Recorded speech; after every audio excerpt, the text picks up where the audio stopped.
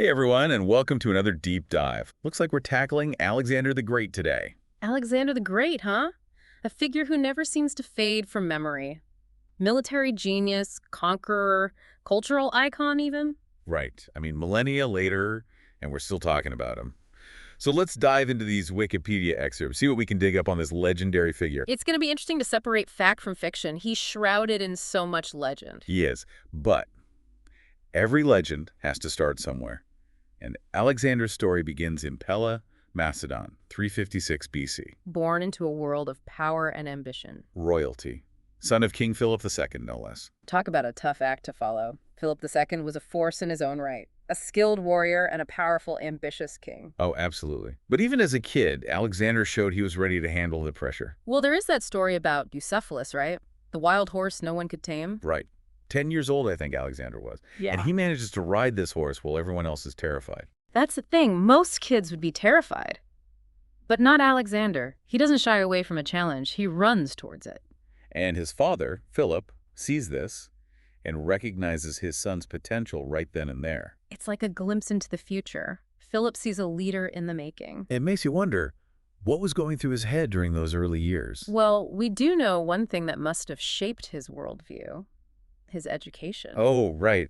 He was tutored by Aristotle? Not just some basic lessons. We're talking philosophy, logic, medicine, the works. Imagine the foundation that builds for a young mind. It's incredible. You'd think he was being groomed to be a philosopher king. Well, he certainly became a king, and his actions as a ruler were definitely influenced by what he learned from Aristotle. Makes you wonder, did those early lessons shape his decisions on the battlefield too? Or were those purely instinct? It's hard to say, but here's another thing that might have played a role in his later conquests. As a young prince, Alexander was exposed to Persian exiles living in the Macedonian court. Really? Imagine that. Yeah. Coming face to face with people from the very empire he would later set out to conquer. It's like a foreshadowing, isn't it? Almost like those early encounters planted a seed. A fascination with Persian culture. Or maybe even a sense of rivalry.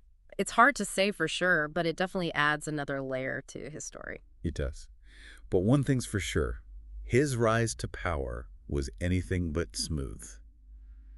When his father, Philip II, was assassinated, Alexander was only 20 years old. 20 years old, thrown into a viper's nest of courtly intrigue and power struggles. And he had to secure his position, and he did it swiftly and ruthlessly. He had rivals eliminated, threats, real or perceived, dealt with decisively. Even some members of his own family weren't spared. Ruthless, but effective. He learned from the best, or maybe in this case from the most ambitious. It was a different time back then. Power, especially in that region, was a dangerous game. It was. To solidify his position and set the stage for his later campaigns, he had to prove himself on the battlefield. And he did in 338 BC at the Battle of Chaeronea. Alongside his father, right? Right. Still a prince at this point, but his role in the battle was crucial. This victory against the allied Greek forces, it essentially solidified Macedonian dominance over the region. A turning point. Not just for Macedon, but for Alexander personally. Absolutely. It was a proving ground. He showed his courage, his tactical acumen. And we can't forget, this wasn't just some small skirmish. The Macedonian army was a force to be reckoned with. Oh, absolutely. They were known for their discipline, their rigorous training, and of course their use of the phalanx. The Macedonian phalanx. Rows upon rows of soldiers armed with those incredibly long spears, the sarissas. Must have been terrifying to face them on the battlefield. It was an intimidating sight for sure. Imagine a wall of shields and spears advancing relentlessly towards you. And those sarissas, they were, what, like over 20 feet long? Something like that. They gave the Macedonians a decisive reach advantage. No wonder they were so effective. Right. But it's important to remember, Alexander's genius wasn't just in inheriting a powerful army. It was in how he used it, how he adapted his tactics to different enemies, different terrains. He took that military machine his father built and turned it into something even more formidable. And it all started with his first major clash against the Persians. The Battle of the Granicus River, 334 BC. His first foray into Asia Minor. And what a statement it was. Right. He takes on the might of the Persian Empire and wins decisively. This was a huge deal. It really was. Remember, the Persian Empire at this time was vast, wealthy. They had a long and storied military tradition. This wasn't some minor victory. This was Alexander announcing himself as a major player on the world stage. And he was just getting started. Next stop, the Battle of Assus. Another clash of titans, Alexander versus Darius III. At Issus, right? And this time it gets personal. Alexander doesn't just defeat Darius, he captures his family, his wife, his mother, his children. It's a fascinating insight into Alexander's character. He could have used them as hostages, bargaining chips, but he doesn't. Really? So what did he do? He treats them with respect, even kindness, according to some accounts. Wow. It makes you wonder, what was his angle? Was this calculated, a way to win over the Persian people? Perhaps. Or maybe there was a genuine sense of honor there. It's difficult to say for sure. It's a side of him you don't always hear about. This blend of military ruthlessness and then unexpected compassion. It's a reminder that he wasn't just a one-dimensional conqueror. There were layers to him, contradictions even, and this pattern, this restraint. Well, it didn't always hold up. You're talking about Tyre, right? The Siege of Tyre. Exactly. Tyre was different. The city's defenses were incredibly strong. The siege dragged on for months. It was brutal. I bet that was frustrating for Alexander. Used to quick victories. It was. And his frustration, it boiled over. The stories of what happened when Tyre finally fell, they paint a dark picture. A side of Alexander we haven't seen yet. A much darker side. But even with Tyre, his goal wasn't just to raise cities to the ground, was it? He wanted to build an empire. Exactly. And generally, he preferred to integrate the conquered populations, not obliterate them. Which makes what happened at Persepolis all the more perplexing. After Gaugamela, after this huge victory against Darius. Gaugamela. Now, that was a battle for the ages. Wasn't he vastly outnumbered? He was. The Persians had a massive army, chariots, elephants, everything they could throw at him. But Alexander, he had a plan. Which was? He used the terrain to his advantage, he drew the Persians out, disrupted their formations, and then bam, he launched a counterattack right at Darius himself. That's incredible. He outmaneuvered them. He did, and Darius, he panics, flees the battlefield. The Persian Empire was essentially leaderless after that. Leaving Alexander to march on Persepolis and burn it to the ground. It's a bit of a mystery what actually happened there. Was the fire an accident, or did Alexander order it? Revenge for the burning of Athens, maybe? Yeah. A century and a half earlier. Some historians believe so. Others think it was an accident, a drunken celebration gone wrong. There's a story, maybe a bit embellished over time, about Alexander standing in the ruins of Persepolis, expressing regret. Regret that it burned. Or regret that he did it. It's not clear. There's even an account of him talking to a statue, a fallen statue of Xerxes. Xerxes, the Persian king. The very same. It's almost as if he's seeking forgiveness. Or maybe he's just putting on a show. It's interesting, though, this internal conflict, this remorse. If that's truly what it was, it doesn't sound like the ruthless conqueror we've been talking about. Exactly. It shows a different facet of his character. But even with this apparent regret, his ambitions didn't end there. He pushes further east, into Central Asia. Further than any Greek army had gone before, founding cities as he goes, spreading Greek culture, Greek ideas. It's mind-boggling. He was barely 30 years old at this point. Most people that age are still trying to figure out their lives, and here's Alexander redrawing the map of the world. He was driven, some might even say obsessed, with conquering, with reaching the ends of the world. And he very nearly made it to India, right? He did. But that's where we see another shift in his story, a sign that even Alexander's grand vision had its limits. You're talking about the mutiny at the Hyphasis River. Exactly. Think about it.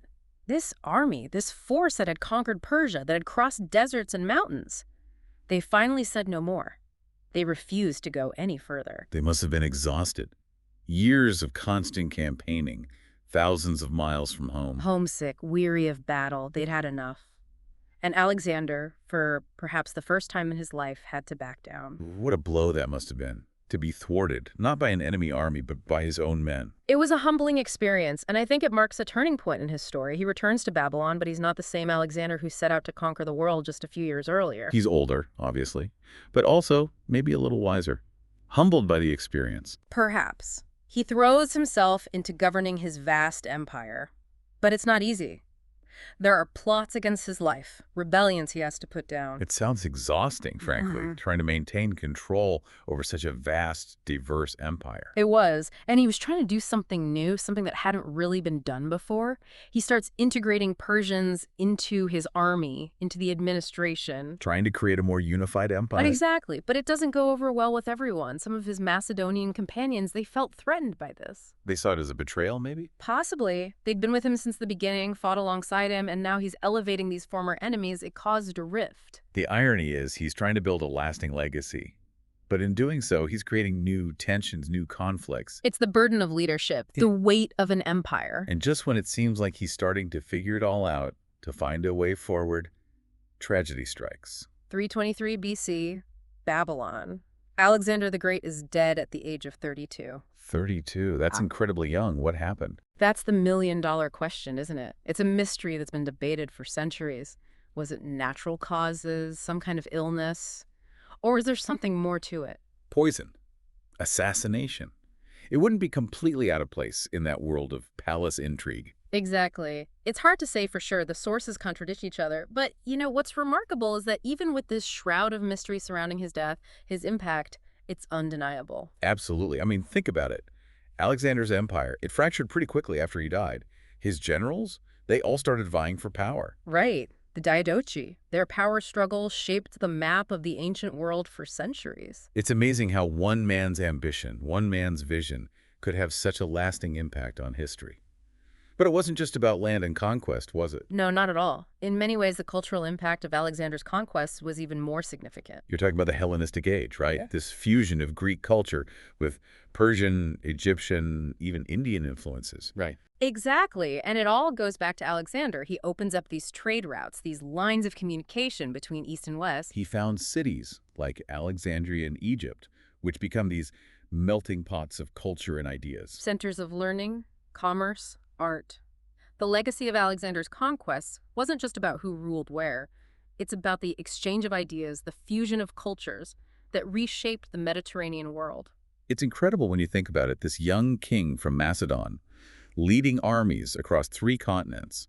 And in the process, he sets in motion this incredible cultural transformation. It makes you think, what was going through his head? Did he ever grasp the full impact of what he was doing? Or was he so focused on the next conquest, on reaching the ends of the world, that he missed the subtler, more enduring consequences? It's hard to know, but it's fascinating to consider. And it's a good reminder that history is never straightforward. There are always unintended consequences, ripple effects that we can only really appreciate in hindsight. Exactly. And that's what makes studying figures like Alexander the Great so rewarding. There's always more to uncover, more to learn, more to debate. He was a product of his time, for sure. Brutal, ambitious, ruthless at times. But he was also a visionary, a leader who inspired incredible loyalty, and someone who, perhaps unwittingly, helped to shape the course of Western civilization. A complex figure, to say the least. Well, listeners, that's our deep dive on Alexander the Great. We've covered a lot of ground, from his early life in Macedon, to his conquests in Persia and beyond, to his enduring legacy. It's a story that continues to fascinate and inspire thousands of years later. It really is. And as always, we encourage you to keep digging. Explore the sources we've provided, do your own research, and come to your own conclusions about this enigmatic figure from history. Until next time, keep exploring.